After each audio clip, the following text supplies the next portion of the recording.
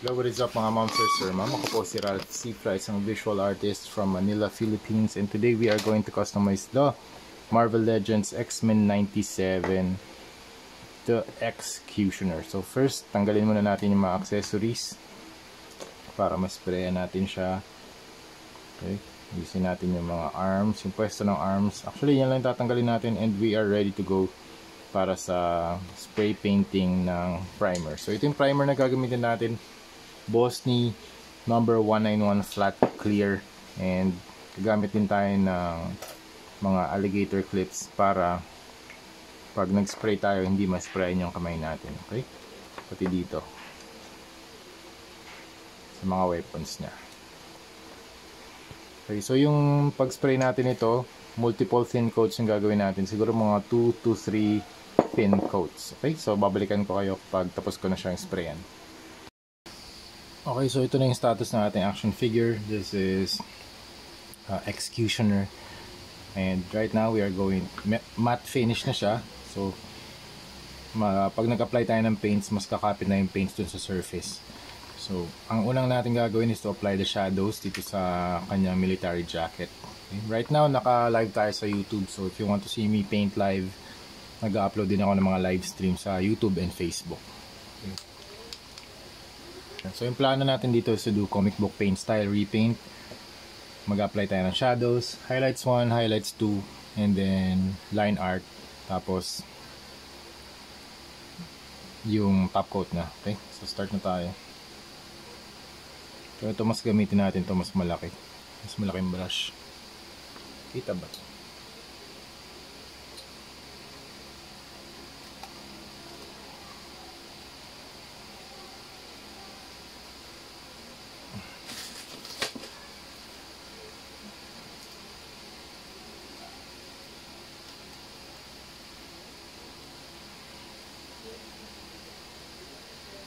Mas kita ba?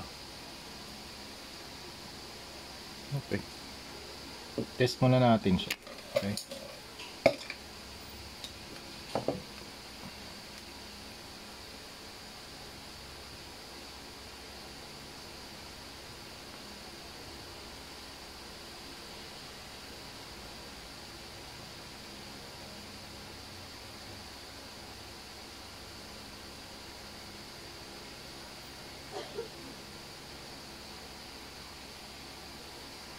Okay, so ito mixture to ng green at saka ng heavy green at saka ng olive green. Try muna natin dito sa likod.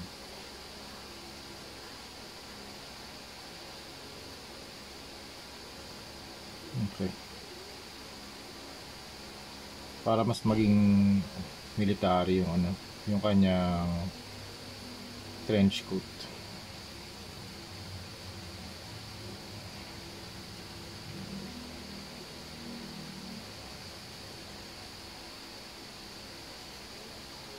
Okay, so yung movement ng brush ko, ipipress ko yung, so ang guide natin dito is the recessed areas or yung mga areas na deep. So kunwari dito, dab natin yung paint brush sa paint, remove the excess, tapos yung motion ng brush ko, press and flick para kitang-kita yung yung brush strokes. That's very intentional. Gusto ko talaga yung yung preferred ko na makita yung mga brush strokes para mas gestural, mas dynamic.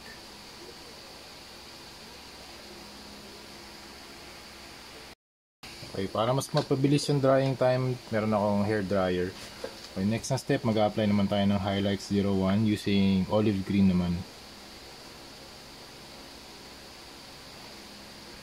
I-apply natin dun sa areas na mga nakaangat or yung sa areas na tinatamaan ng ilaw. Okay. So ganun pa rin yung brush stroke natin. Fi-flick lang natin yung mga fini-flick ko lang yung movement ng brush. Like this.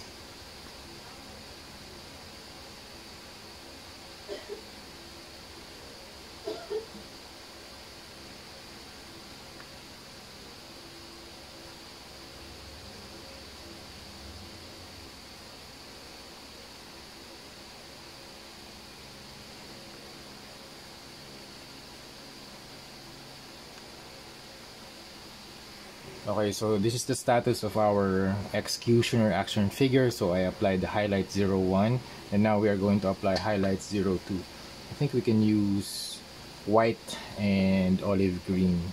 Okay. Or maybe we can add a little warmth to the clothes by adding yellow. So let's mix olive green,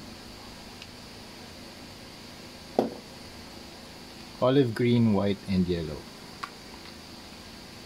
Okay, for highlights 02, we are going to apply it dun sa mga parts na nilagyan natin ng highlights 01. So pwede naman tayo mag-apply dito. Kunwari sa mga hindi rin natin na-applyan, so we can do some more highlight details. There we go. Okay. Dito naman sa harap, we can also do that.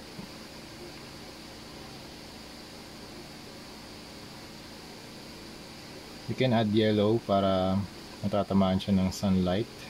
Okay.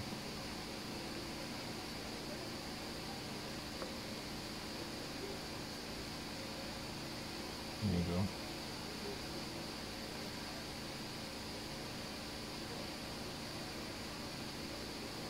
Okay.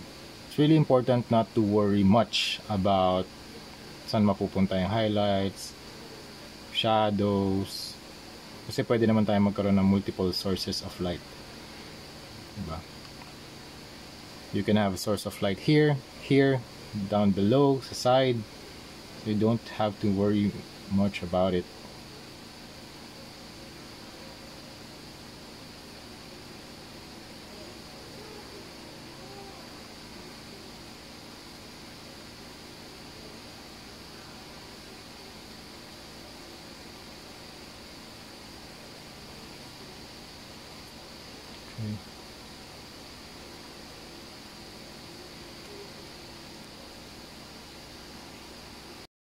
Okay, since na-apply na natin yung black, yung mga shadows, highlights 1 and highlights 2, now it's time to do the line art. So, sa line art, ito yung ginagamit kong brush. It's a round brush na medyo fine yung tip para makagawa tayo ng mga comic book na type of lines. So, you can do yung mga transition lines, or yan, pwede rin yan, mga dry brushing for rough edges. Yan, mga you can also do different line weights using this brush. So yun yung gusto ko na maging finish niya. Okay, for the line art, sampulan lang natin dito sa kanyang trench coat. So you can do, mag-apply tayo ng line art dun sa mga parts na super dark. Okay, yan, dito. Just like what I do kapag nag-drawing ako ng comic book style of illustrations. Ito rin yung ginagamit ko. Kaya nagpa-practice din ako ng mga sketches. Kasi gusto kong yun yung 2D version ng ginagawa ko. Ito naman 3D version. Okay, ganun lang din. So you can do taper, mga feathering lines such as that. So you can taper, okay? Yan.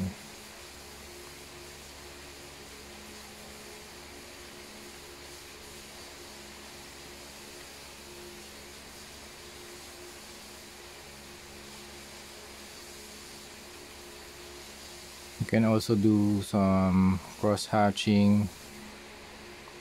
Ang gustong-gusto ko yung fine lines dito na kayang gawin ng brush. Okay, so gagawin natin yan sa lahat ng parts. So yun mga ma'am, sir ma'am, we are done with the executioner project natin na Marvel Legends na action figure from the X-Men 97 show sa Disney Plus. Kaya kung di nyo pa napapanood yung X-Men 97, grabe, sobrang angas mga ma'am, sir. Ganda ng animation, super nice na story, and yung mga fighting sequences, super cool, and yung mga visual effects. So ito yung front, ito yung side, back, and the other side. So ang ginawa lang natin dito ay nag-apply tayo ng primer. Ang ginamit natin primer yung Bosny. So it's a clear primer para hindi nababago yung base color. Tapos nag-apply tayo ng shadows. We also applied highlights 1, highlights 02, and then yung line art. Tapos sa weapon naman, nag-apply din ako ng dry brushing dito sa tip para mukha siyang nagpa-power up, para merong blast effect. Ganon din sa gun, sa weapons niya. Okay? Yan, tanggalin lang natin. Meron siyang plastic protector para hindi mag-bend yung tip ng gun. And also dito, nisprayan ko lang din to ng matte, flat black, tapos tinry brush ko ng steel, and then added the highlights. Okay. Tapos pwede pa rin natin ma-equip yung kanyang mga Sentinel blaster sa kanya. Also pag ganito yung reminder ko lang ulit, disclaimer lang, pag mga custom na action figures, be very careful sa pag-rotate ng mga joints. Kasi syempre pag merong friction, meron pa rin chance na magkaroon ng mga paint rubs and paint scratches. Okay. So that's it mga ma'am sir. Thank you very much for watching, and see you sa next video. Ay nga pala, articulation wise, yun nga, wala rin namang nagbago. So ganun pa rin. Kung ano yung original na articulation, same lang yung rotation ng mga parts niya. So kung yun nga, remind ko lang din again na pag custom repainted na action figure, just be very careful in articulating yung mga pieces. Okay? So that's it. Thank you very much for watching, and see you. Ay teka, sorry. Equip ulit natin to sa likod niya para makita niyo yung buong yung full set ng, para full armored siya, fully equipped with guns and weapons. Try natin to, no? Angas kasi ni Executioner kapag merong pag merong weapons. Yan. Tapos ito lalagay natin dito. There you go. Angas, diba?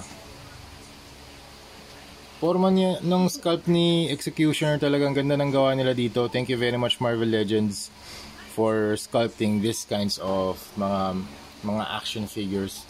Super cool. Gustong gusto ko talaga yung mga gawa ng ng mga toy companies, especially like Hasbro, yun nga, Marvel Legends toy line, McFarlane Toys, kasi nandun na yung sculpt diba? Nandun na yung sculpt. Tapos gustong gusto ko i-apply yung artwork ko or yung paint style dun sa mga sculpts na yun, kaya gumagawa ako ng mga custom na action figures. Okay? So yan, ito yung likod, ito yung harap. Alright, so thank you very much client, and pinurchase niya ito sa akin. Tapos ang susunod natin na X-Men 97 na figure, si Nightcrawler naman. Okay, so that's it. Thank you very much for watching, and see you sa next video. Bye bye.